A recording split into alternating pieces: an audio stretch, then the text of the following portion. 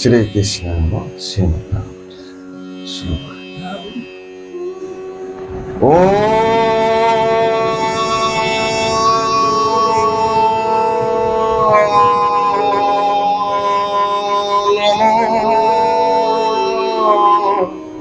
ভগবতে বাসুদেবায়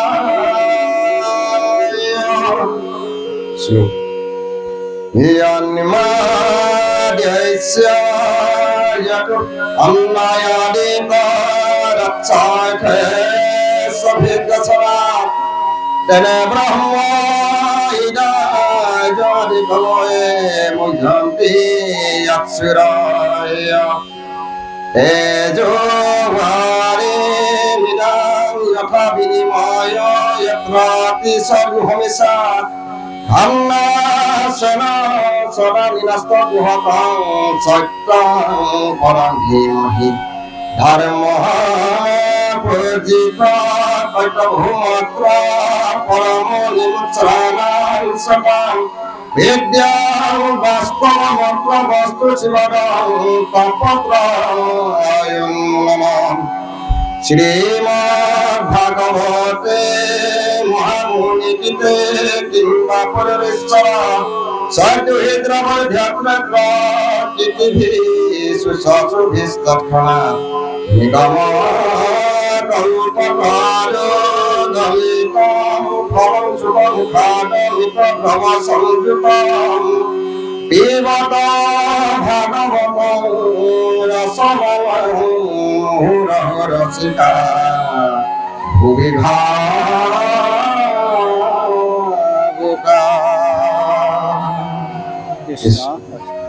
মঙ্গলাচরণ পথ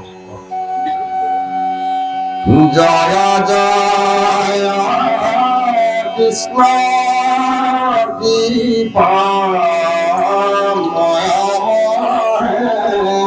কৃপাময়েশ্বর যার হিরে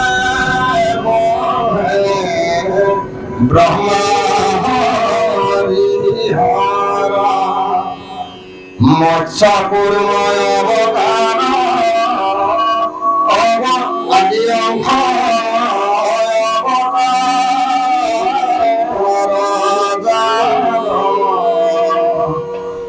ঈশ্বর কৃষ্ণ কোটি কোটি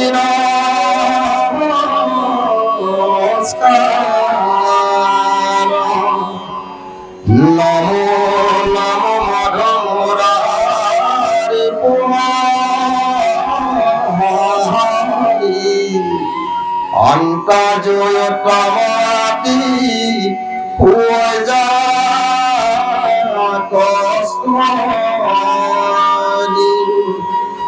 সমস্ত জগত উদ্ধার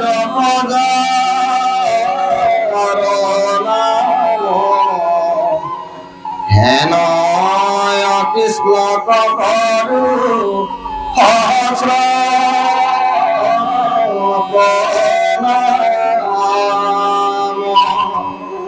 প্রভু ভগবন্ত ভক্ত বনিধি হরি কস্মনে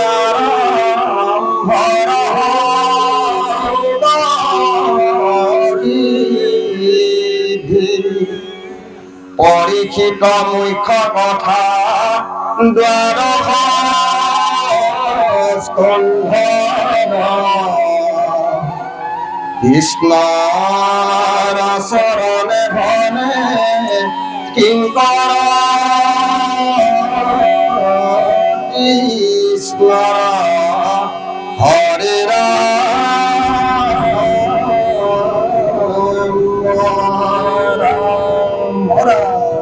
কৃষ্ণ কৃষ্ণ জয়। ষষ্ঠ স্কন্ধ তৃতীয় অধ্যায় বিবেক পাপৰ বিবেক নৰক বধ। পাঠৰ লগতে আমি মনোবন্ধে আমাৰ আলোচনা আগবঢ়াই দিবৰ কাৰণে গোৱা চৰণতে হাত ধৰিছোঁ। কৃষ্ণ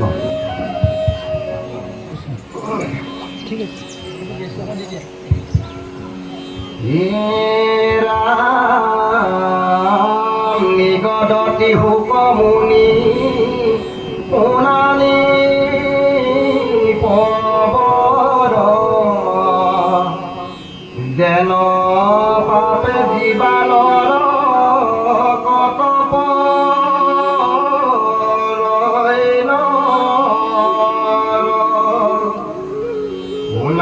উলাহালে ঘূৰ নৰকীতি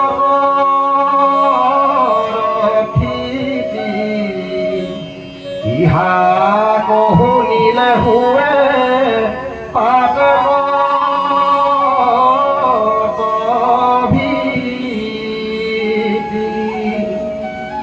ধর্মকে করুক পাপ নাসরু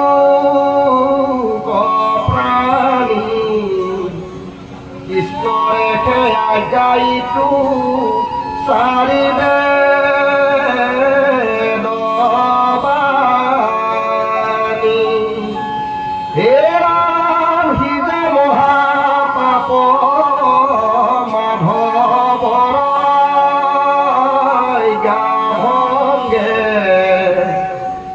যাবে যাতনা পাব জমে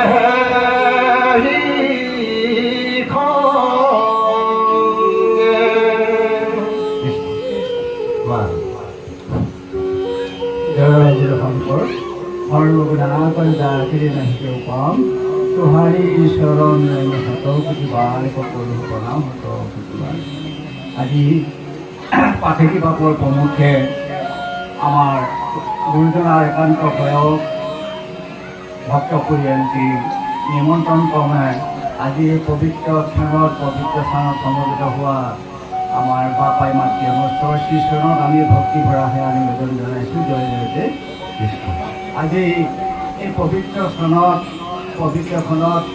বৈকুণ্ঠৰ পৰম মংগল ভগৱন্তৰ মাংময় মূৰ্তি মহাভাগৱত শাস্ত্ৰ শ্ৰৱণ কীৰ্তনৰ যি আয়োজন কৰিছে তাৰ বাবে আমি গৃহস্থ পৰিয়ালটিলৈ আমি ধন্যবাদ জ্ঞাপন কৰিছোঁ।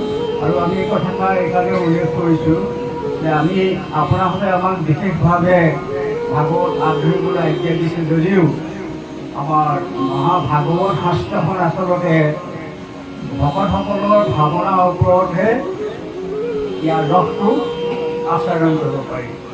আমাৰ সমস্ত বাবাই মাতৃসকলে পাঠেকীয়ে পাঠ কৰি যাওঁতে সাৱধান হৈ শ্ৰৱণ কৰিব লাগিব আৰু শ্ৰৱণ কৰোঁতে অন্তৰত যিখিনি ভাৱ উদয় হ'ব সেই ভাৱখিনি আমি সকলোৱে বিনিময় কৰি লৈ ল'লেহে আচল ভাগৱতৰ ৰসটো আস্বাদন হয় বুলি আমাৰ শাস্ত্ৰই কৈছে যে ভাগৱতৰ অৰ্থ পুনঃপুনিক অৰ্থ নহয় আচলতে। সেইকাৰণে এই ভাৱকভাই ভগৱন্ত ভক্তিভাৱে আমি হৃদয়ত এই শ্ৰৱণ কৰোঁতে আমাৰ যিটো ভাৱ অনুভৱ হ'ব, যদি ভাৱ অনুভৱ নহয় তেতিয়াহ'লে আনে ক'লেও বুজি নাপাব।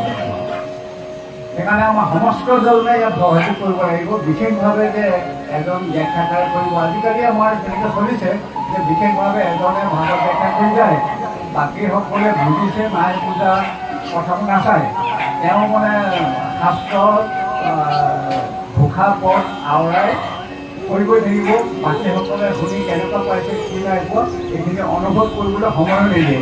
কিন্তু আমাৰ সেইটো হ'ব নালাগে আচলতে। মানে ইয়াৰ পৰা কিবা এটা ভাৱনা প্ৰত্যেকজন বাবেই আমাৰ ধ্যান দিয়ে শুনিব, তেতিয়া ভাৱনাটো আহিব, সেইখিনি তেখেতে কৰিব সমস্ত ভাৱনাখিনি লগ লগাই লৈহে মানে ভাগৱতৰ ৰসটো আচলতে পোনাপুনি নহয়। সেইকাৰণে আমি সমস্ত জনলৈ ধ্যান ধৰিছোঁ, সকলোৱে ভাগৱতৰ মাধ্যমলৈ সোমাই যাব। আৰু এতিয়া আমাক জয় জয় যে আমি আপোনালোকৰ ওচৰত আগধৰি দিওঁ আৰু কথাবোৰ আপোনালোকেও আমাক জনাব বিষয়টো। আমাৰ আশ্চৰ্য তথা ভাগৱত চৰ্চাত আমাৰ ভকতসকল আছে। আচলতে ভাগৱতৰ অৰ্থ আচলতে ভক্তি নহ'লে বুজাটো অসম্ভৱ। আমাৰ ভকতসকলে আমাৰ সকলোৱে শুনিছে, আমাৰ ইয়াত উপস্থিত থকা সকলোৱে ভকত ভাগৱত, গতিকে তেখেতসকলৰ ভাৱনাখিনি ব্যক্ত কৰিব। আপোনালোক প্ৰত্যেকজন বাপায়ে মানে ভাগৱত স্বৰূপ, গতিকে আপোনালোকৰ চৰণত সেৱা জনাইছোঁ। আৰু এইটো কথা ভাগৱতৰ যিটো মহাভাগৱত সমস্ত শাস্ত্ৰৰ তত্ত্ব বেদ বেদান্তৰ সাৰভাগ তৰ্ক ব্যাকৰণ আদি সমস্ত শাস্ত্ৰৰ পঢ়ি অৰ্থ নাপায় আপোনাৰ কিন্তু কৃষ্ণৰ চৰণত একান্ত ভকতিদাৰত সেহে আকৌ বুজে উঠি পায় কৃষ্ণত ভকতি দিনে পঢ়ি শুনি ৰাতি দিনে জানিবাৰ বাপৰ বহ নাই কোনো এজনে হয়তো ব্যাখ্যা কৰিব নাজানিব পাৰে কিন্তু তেওঁ মহাভাগৱত তেওঁ কিন্তু ভাগৱত জানে মই কৈ যাম তেওঁ হয়তো সেইটো নহ'ব পাৰে তেওঁ যিহেতু জানে গতিকে সেইজন বাপেও আমাক মানে ব্যক্ত কৰিব লাগিব এইটো নহয় এইটো ভুল হৈছে এইটো এনেকৈহে মই ভাবিছোঁ সেইকাৰণে কোনোবাই জানিলেই তেওঁ ভাগৱত নহ'বও পাৰে হয় নহয় একো পঢ়া শুনা কৰিব নোৱাৰাজন বাপেও ভাগৱতখন সমস্ত তত্ত্ব জানে নালাগে তাৰমানে এই কথাষাৰ আমি আৰম্ভণিতে দোকানে উল্লেখ কৰিছোঁ যে আচলতে পাতিকে গাই যাব মই পদৰ বাহিৰে ভিতৰে গোটেইখিনি কৰি যদি গৈ থাকোঁ একনায়ত্ব হিচাপে সেইটো একনায়ত্ববাদ হ'ব আচলতে হয় নহয় মানে এইটো বিনোৱাজী কথাষাৰ আজি মোৰ মনত পৰিছে এইখিনি আপোনালোকক সকলোকে দেখি যে বিনোৱাজীক মানে এজন বিনোৱাজী ভকতে সুধিছিলে যে আপোনাৰ এই পূৰ্ণিমাৰ জোনটো দেখি কি অনুভৱ হয় বিনোৱাজী আপুনি পূৰ্ণিমা এই ইমান সুন্দৰ জোনাক এইখিনি আপোনাৰ ভাৱনাটো কেনেকুৱা হয় আপুনি বুজকচোন কথাটো এতিয়া মই পূৰ্ণিমাৰ জোনটো দেখি মই পৰিৱেশটো অকণো ভাল নালাগে এইটো কেনেকুৱা কথা কৈছে যে পূৰ্ণিমাৰ জোনাকটো সকলোৱে ভাল পায় ইমান উজ্জ্বল নিৰ্মল সকলোৱে হৃদয় কৌশি যায় হয় নহয় হয় গতিকে এই পূৰ্ণিমা আপোনাৰ ভাল নালাগে এতিয়া বিজয়জীয়ে কৈছে যে এই চন্দ্ৰই একনায়ত্ববাদ প্ৰতিষ্ঠা কৰিছে কেনেকৈ কৰিছে সৰু সৰু তৰাবিলাকৰ সৰু সৰু ভাৱনাবোৰ সৰু সৰু তেওঁলোকৰ বিকাশখিনি তেওঁ অকলে গ্ৰাস কৰি লৈছে সেইখিনি প্ৰকাশ কৰিবলৈ তেওঁ সুবিধা দিয়া নাই সেইকাৰণে মোৰ আউসী ৰাতিটোহে মোৰ চবচে ভাল লাগে সৰু সৰু তৰাবিলাকৰ প্ৰতিভাবোৰ প্ৰকাশ পায় তাত এইটো তাৰমানে এটা গণতন্ত্ৰ প্ৰক্ৰিয়া আচলতে আমাৰ ভাৰতীয় সংস্কৃতি এইটো গণতন্ত্ৰ পৃথিৱীত ভাৰতীয় নিচিনা এনেকুৱা সংস্কৃতি নাই সকলো সমান গণতন্ত্ৰ পৃথিৱীত এখন দেশে আছে সম্পূৰ্ণ গণতন্ত্ৰ দেশ ভাৰতবৰ্ষ ভাৰতীয় সংস্কৃতি গতিকে সকলোৱে ইয়াত পোৱাৰ অধিকাৰ আছে তেওঁ অকণমান জানিব পাৰে কিন্তু সেইটো আনৰ কাৰণে বহুত বিশাল হ'ব পাৰে সেইকাৰণে আমাৰ আজি পূৰ্ণিমাৰ আকাশখনলৈ নহয় আমি আজি ভাবিছোঁ আউসী বুলিও ভাবিছোঁ প্ৰতিজন প্ৰায় নিজৰ নিজৰ প্ৰতিভাবোৰ প্ৰকাশ কৰিব আমি ইয়াতে আমি ৰসাস্বাদন কৰিব পাৰিম কৃষ্ণ সমস্তলৈ সেৱা জনাইছোঁ আৰু আগ ধৰিছোঁ আমি আজি মানে ষষ্ঠ স্কন্ধৰ মানে অজামিল উপাখ্যান হয় নহয় হয় অজামিল উপাখ্যানৰ প্ৰথমতে আমি অজামিলৰ কথাটোকে আমি উল্লেখ কৰি লওঁ ভকতসকলে বুজিবৰ কাৰণে হয় নহয় অজামিলৰ এইটো উপাখ্যান ইয়াৰ আগত পঞ্চম স্কন্ধত মানে কি পাঠ কৰিলে কি হয় পৰীক্ষিত সুধিছিলে হয় নহয় পৰীক্ষিতে সুধিছিলে যে জীৱই কি পাঠ কৰিলে কি ন শুনিব লাগে এই কথাখিনি প্ৰশ্ন সুধিছিলে সোধাৰ কাৰণে যেতিয়া কৈছে যে পাপীজনেও মানে ঈশ্বৰৰ নাম ল'লে কেনেকৈ কৰি যাব পাৰে যে এনেকৈ কাহিনীটো আৰম্ভ কৰিছে যে অজামিল নামে এজন মানে ব্ৰাহ্মণ আছিলে গতিকে সেইজনে কেনেকৈ পাপত পতিত হৈ মহাপাপত পতিত হৈ কেনেকৈ ঈশ্বৰৰ নামটো লৈ তৰি গ'ল সেই আমাৰ ঈশ্বৰৰ নামৰ মাহাত্ম্যটো ক'বলৈ গৈ এই নৰকৰ্ষণ আছিল এতিয়া অজামিল বুলি ক'লে তেতিয়াহ'লে অজ যুগ অমিল ভাগৱতে জানিলেও আমি স্বৰ্গিত শ্ৰৱণ আপোনালোকক জনাইছোঁ অজ নামে হৈছে অজ অৰ্থ হৈছে ব্ৰহ্ম ব্ৰহ্মক যিজনে জানে এজন ব্ৰাহ্মণ অজামিল এজন ব্ৰাহ্মণ আছিলে আমি পূৰ্বজন্মৰ কথা জানো তেওঁ ব্ৰাহ্মণৰ 10টা গুণ আছিলে আৰু সেইখিনি কথা জনাৰ কাৰণে তেওঁ পাপত পতিত হৈছে যদিও তেওঁ জানে যে মই পাপত পতিত হৈছোঁ যিহেতু ভগৱন্তই মানে মনুষ্যক মানে এটা মানে বিবেচনা কৰিবলৈ শক্তি দিছে এজন লোকে সত্য অসত্য ভাল বেয়া ধৰ্ম অধৰ্ম সকলো জানে এজন চোৰেও জানে যে চুৰ কৰাটো মহাপাপ কিন্তু তেওঁ বাধ্য কৰি চুৰ কৰিবলৈ হয় নাই কওক কিন্তু চুৰ কৰাটো বেয়া সেইটো চোৰেও জানে কিন্তু পাপীজনেও জানে যে এইটো বেয়া কাম কৰিছোঁ কিন্তু তেওঁ বাসনাত পৰি মোহগ্ৰস্ত হৈ ইন্দ্ৰিয়ক নিয়ন্ত্ৰণ কৰিব নোৱাৰি পাপত পতিত হয় নহয় হয় কেনে তেওঁ সেইকাৰণে অজামিল এজন ব্ৰাহ্মণ আছিলে তেওঁ 10টা গুণ সম্পন্ন লোক আছিলে ব্ৰাহ্মণ আৰু সেই কথা তত্ত্বটো জানে কাৰণে যে পাপ থাকিলেও অন্তকালত যদি মানে ঈশ্বৰ নাম ল'ব পাৰে তেতিয়াহ'লে সেই মহাপাপীজনো কৰি যাব পাৰে সেই কথাটো অজামিলে জানিলে সেইকাৰণে তেওঁ 10জন পুতেকৰ শেষৰজন অনিষ্টজনক নাৰায়ণ নাম লৈ দিলে বেদৰ পৰাই চাৰি বেদৰ সাৰ মৰ্ম নাৰায়ণৰ নামটো চাৰি বেদৰ চাৰি হাৰক আহি আমি ব্ৰহ্মাদেৱে ৰেকৰ্ড কৰিয়া থৈলা নাৰায়ণৰ বাণী হেনৰ নামৰ লৈয়া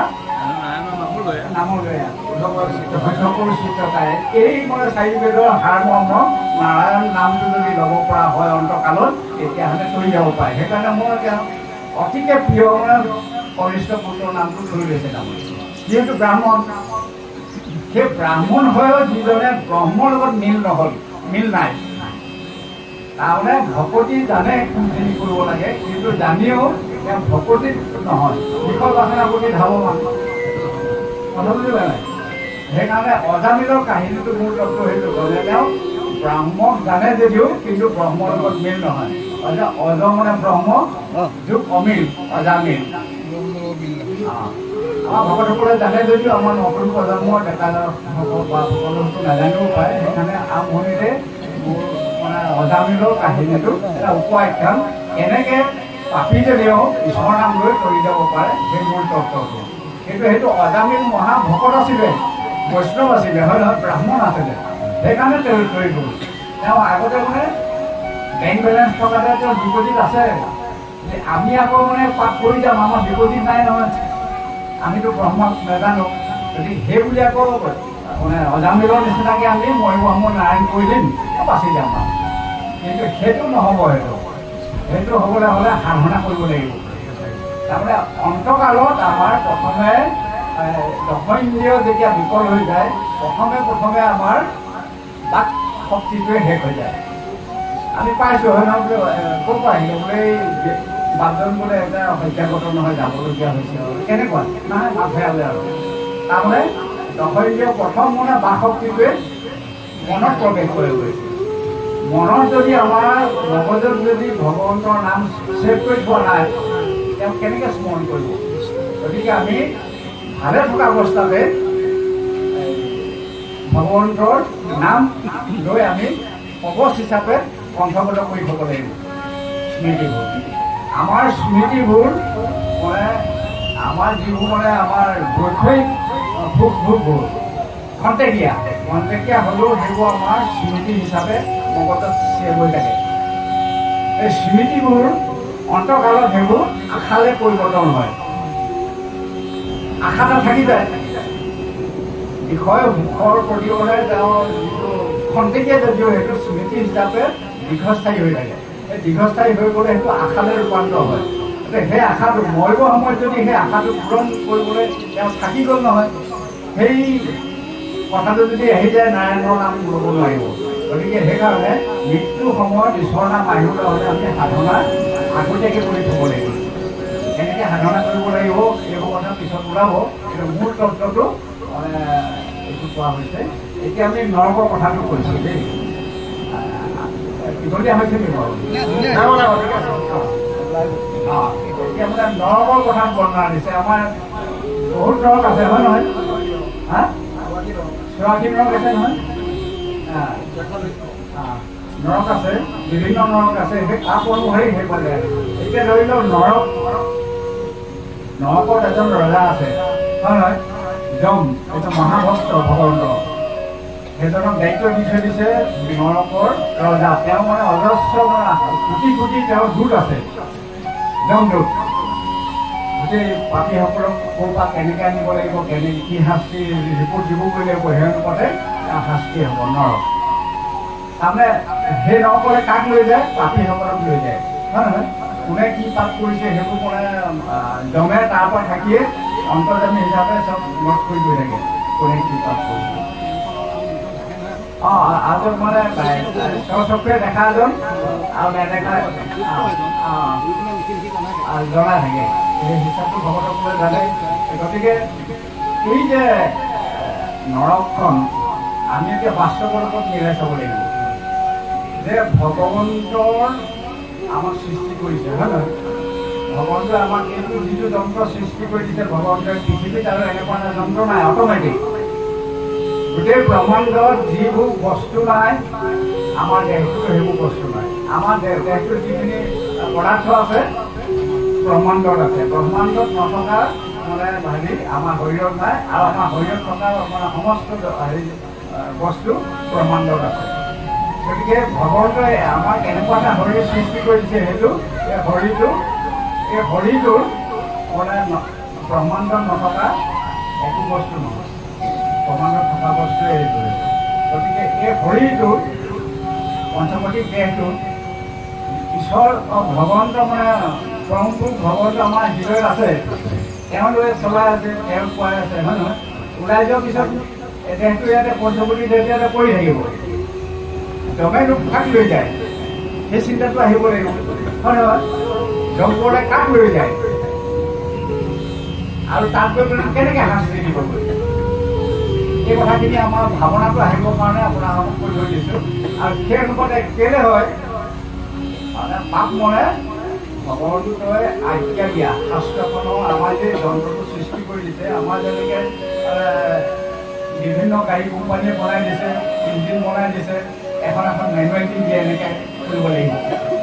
ভগৱন্তই আমাৰ সৃষ্টি কৰিছে, মেনুৱেল দিছে, মেনুৱেল কেইখন প্ৰকাৰণতে বাস্তৱ জগত আমাৰ ভাগৱত আৰু গীতাত ভগৱন্তই নিজ মুখে কৈছে কি কৰিব লাগিব, কি কৰিব নালাগিব। ভাগৱতত ভকতসকলে কৈছে আৰু নিজ মুখেৰেও তেওঁক আজ্ঞা দিছে আৰু উপদেশ দিছে। এইখিনি কথা যদি এই মনুষ্য দেহটো সৃষ্টি কৰাজনৰ কথাখিনি যদি আমি পালন নকৰোঁ, যেনেকৈ বোলে 50 কিলোমিটাৰ চলোৱাৰ পিছত কিন্তু কাগজবোৰ বদলি কৰিব লাগিব দেই, প্লাগবিলাক চেঞ্জ কৰিব লাগিব। যদি নকৰে গাড়ীয়ে দিগদাৰ কৰিব, বাটত ৰৈ যাব, হয়তো জ্বলিও যাব পাৰে, অভাৰ হিট হৈ তেনেকৈ মৰিছেও, হয় নহয়? প্ৰপাৰ টাইমত তাৰমানে মেইনটেইন কৰিবই লাগিব। ভগৱন্তই ইয়াত আমাৰ যিবোৰ আজ্ঞা দিছে ভাগৱতে গীতাই, সেই আজ্ঞাবোৰ আমি পালন নকৰিলে নকৰাটোকে পাপ বুলি কয়। যেনেকৈ মানে ভাৰতীয় সংবিধানখন যদি আমি মানি নচলোঁ, তেতিয়াহ'লে সংবিধানখন যদি হাতত তুলি লওঁ, তেতিয়াহ'লে আমি এই ধাৰা অনুসৰি আমি 3 মাহ 6 মাহ এবছৰ যাৱজ্জীৱন এনেকৈ আমি কাৰোবাক খাটিব লাগে। ঠিককে জলপুৰীখন ভগৱন্তৰ কথা নুশুনা লোকসকলৰ সংবিধান নমনাৰ কাৰণে, আইন উলংঘা কৰাৰ কাৰণে সেই অনুপাতে যাৱজ্জীৱন তাৰপিছত আকৌ আমাৰ জেলখনত যেনিবা আইনমতে মানে তেওঁ এবছৰ জেল হৈ লৈ জেল হৈ তেওঁ ৰিলিজ হৈ যায়, কিন্তু জমপুৰত সেইটো নহয়। সেই পাপ অনুসাৰে তাত শাস্তি দিব, শাস্তি দিয়াৰ পিছত ভাৱনা অনুসৰি পাপৰ অনুসৰি আকৌ জন্ম ল'ব লাগিব। কি জন্ম লাগিব? 1 কোটি জীৱৰ পৰা 84 বিভিন্ন জনীত কোটি মানে আইজাক কৰি দিব লাগিব। সাগৰম বিংশলৈক্ষম জলদম নৱলৈক্ষম চ পক্ষিণাংশ দশলৈক্ষম চ কুৰ্মাংশ 30 চ পক্ষিণাংশ 40 চ বানৰা, এনেকৈ আহি পেলাই কাৎচিত এবাৰ মনুষ্য দেহটো পায়হি, তাকো ভাগ্য কমেহে। সেইকাৰণে মানুহৰ দৰে কৈছে মনুষ্য জন্ম পাই হৰি নবন্ধি অৱশ্যে হৈ অহা ভাই দিনত ৰহিলা। 1 কোটিৰ পৰা আকৌ আমি জন্ম হৈ এই যন্ত্ৰণাখিনি জন্ম যান্ত্ৰণাত ভুগি অহাৰ পিছতো আকৌ এই শাস্তিবোৰ হৈ জন্ম নবহি লাগিব বাসনা নহয়। গতিকে যমৰ আৰু ভগৱন্তৰ গোটেই কথাখিনি এইখিনি আপোনালোকেও ভাবিব। আৰু এতিয়া কোনটো পাঠ কৰিলে কি ভুল দিব, এই কথাখিনি আমাৰ পাতিকে গাই যাব কৃষ্ণ। আৰু ভাবিব আপোনালোকে আমাক জনাব, আমি আলোচনা কৰিম কৃষ্ণ। এতিয়া আমি ভাবিছোঁ ধৰি লওক মই পাপ কৰা নাই, হয় নহয়? পাপ নাই কৰা, মানে পাপ নকৰাকৈ কোনো থকাই নাই। এটা মহান কথা হৈছে যে পাপীজনেও তৰি যোৱা ব্যৱস্থা আমাৰ শাস্ত্ৰই দিছে কৃষ্ণ। সেইটো খালি মানে সংস্কাৰ হৈ ল'ব লাগে কৃষ্ণ কৃষ্ণ কৃষ্ণ। আপোনালোকে সহযোগ কৰিব আমাৰ লগত।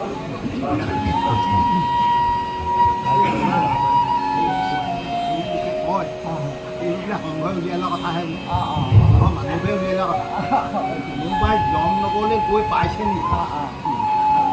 জমে কি শাস্তি দিয়ে দেখিছে নেকি? ভাগৱতখনত লিখা আছে যে যমে শাস্তি দিয়ে। ইয়াৰ ভাগৱতখনে কিবা প্ৰমাণ দিব পাৰিব নি যে কোনোবা নৰমনুষ্যই যমন নগৰলৈ গৈ দেখি আহিছিলে যে এনেকৈ শাস্তি দিয়ে? এইবোৰ সংবাদ বাচিব এইটো কথাটো হয় সেই কথাটোকে কৈছে। সেই একেবাৰে যি অত্যাচাৰ কৰিছে সৰ্বসাধাৰণতে সকলো মানুহৰ ভাৱনা আহিছে এই খাওঁ কিয় কৰিব মৃত্যু হ'লেও নাই আৰু হয় নহয়। কিন্তু আমাৰ ভাৰতীয় দৰ্শনে আজিকালি 14 পুৰাণে মই ক'ৰ পৰা আহিছোঁ এই কথাটো উল্লেখ আছে হয় নহয় কওক। এতিয়া আমি যদি মহাভাৰত ৰামায়ণ চাওঁ, মহাভাৰতৰ আপোনাৰ ধৃতৰাষ্ট্ৰৰ কথাটোকে আমি উল্লেখ কৰিছোঁ। তেখেতৰ কথাটোকে ধৃতৰাষ্ট্ৰই মানে কৃষ্ণক ক'লে যে তুমি যদি ঈশ্বৰ হোৱা তেতিয়াহ'লে মোক কোৱাচোন, মই এনেকুৱা কোনো মহাপাপ কৰা নাই, মই 100টা জন্মৰ কথা মোৰ মনত আছে। আমাৰ শাস্ত্ৰত আছে যে জাতিস্মৰণ বুলি কয়, মানে সাধনাৰ বলত মই আগত কি আছিলোঁ ক'ব পাৰে, সেইটোকে জাতিস্মৰণ। মই 100টা জন্মৰ কথা মোৰ মনত আছে, মই এনেকুৱা কোনো মহাপাপ কৰা নাই যাৰ কাৰণে মই জন্ম অন্ধ হৈ জন্ম ল'ব লগা হ'ল, আৰু মোৰ সন্মুখত 100টা পুত্ৰ মৃত্যু হ'ল। মই কি পাপ কৰিছিলোঁ তুমি যদি ঈশ্বৰ হোৱা কোৱাচোন মোক। কৃষ্ণ শুনিছে হয় নাই বাৰু? আমি মহাভাৰত শুনিছোঁ কৃষ্ণই এতিয়া ক'লে নহয় হয় তোমাৰ 100টা বুলি মনত আছে তাৰ আগতো নাই। তুমি 100টা জন্ম আগত তুমি এজন 61 ৰজা আছিলা।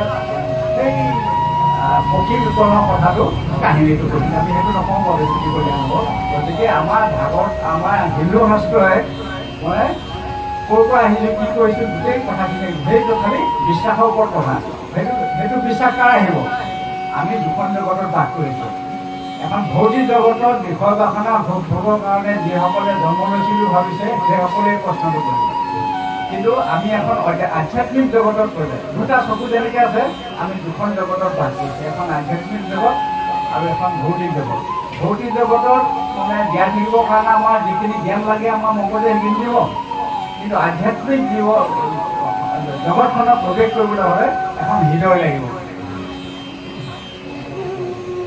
সেইটো আৰু সেইটো হ'লে তাৰমানে হৃদয়খন মানে কি ইয়াত যে এজন ঈশ্বৰ আছে, ঈশ্বৰে যে আমাক নিয়ন্ত্ৰণ কৰি আছে এই কথাটো জানিবৰ কাৰণে সেইটো আত্মতত্ত্ব বুলি কয়। মই কোন এই কথা সেইকাৰণে মাধৱে কৈছে পৰম দুবোধ আত্মতত্ত্ব তাৰ জ্ঞানতে হৰি যত লীলা অৱতাৰ ধৰা তুমি বাৰম্বাৰ তাহান চৰিত্ৰ সুধা সিন্ধু তাতে ক্ৰিয়া কৰি দিন বন্ধু চাৰি পুৰুষাৰ্থ তৃণ সমকৰ। ভগৱন্তৰ নিৰ্গুণ নিৰাকাৰ, জন্ম নাই মৃত্যু নাই, কিন্তু তেওঁ জগতত মানে লীলা অৱতাৰ গুণ অৱতাৰ অংশ অৱতাৰ পূৰ্ণ অৱতাৰ বিভিন্ন বোৰ ধৰিছে। কেলৈ ধৰিছে? তেওঁক জানিবৰ কাৰণে তেওঁ মুখে কৈছে অহং সৰ্বস্ব প্ৰভাৱ মাতৃ সৰ্বম প্ৰৱৰ্ততে ইতিমাত্ৰা ভজন্তে মান কথা অৰ্জুনক ক'লে হয় মোৰ প্ৰায় মই সকলো গোটেই জগতৰ পৰা আছোঁ, মই মোৰ প্ৰায় সমস্ত জগত সৃষ্টি হৈছে হয় হয়। অৰ্জুনক কৈছে তুমি বিশ্বাস কৰিছা যদি লোৱা, মই জ্ঞান বিজ্ঞান পদম ৰহস্য সকলো কথা ক'লোঁ, এতিয়া তুমি কৰা নকৰা তোমাৰ কথা, মই স্বাধীনতা দিছোঁ সকলো মানুহকে।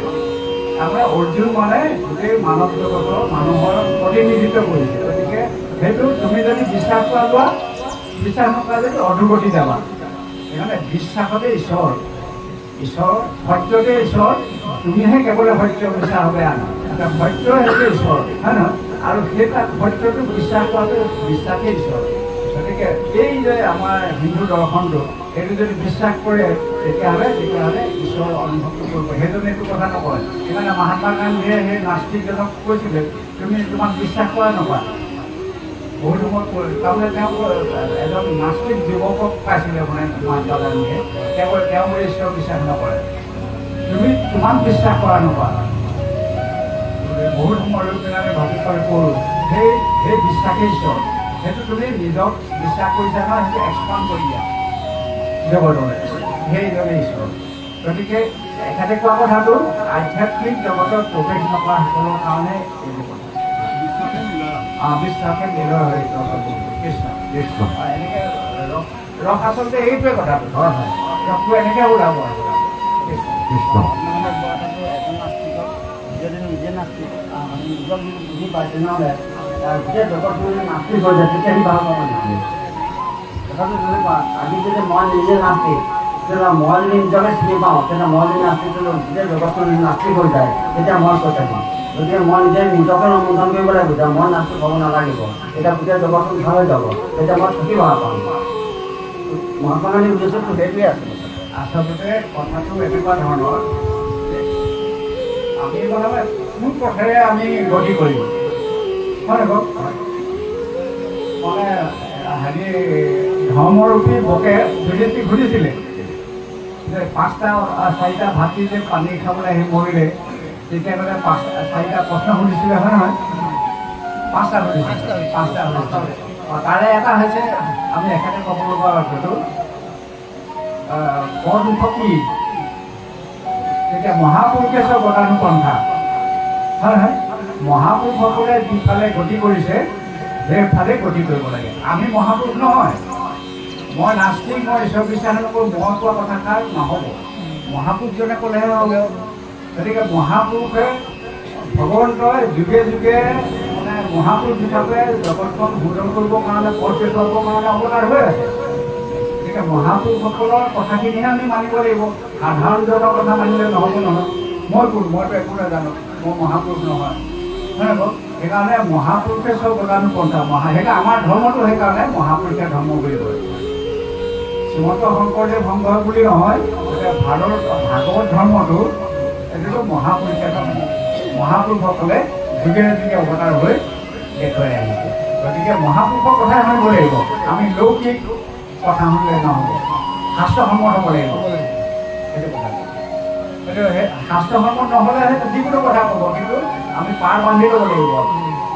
ঈশ্বৰৰ কথা পাতিবলৈ আমি তাত ভকতি ওলাবলৈ হ'লে আমি 4 ধাপ মাৰি ল'ব লাগিব যে আমি মহাপুৰুষৰ বাণীয়েহে আমি শাস্ত্ৰ বিশ্লেষণ কৰিম, মোৰ ভাৱনা মতে নহ'ব, হয় নহয়?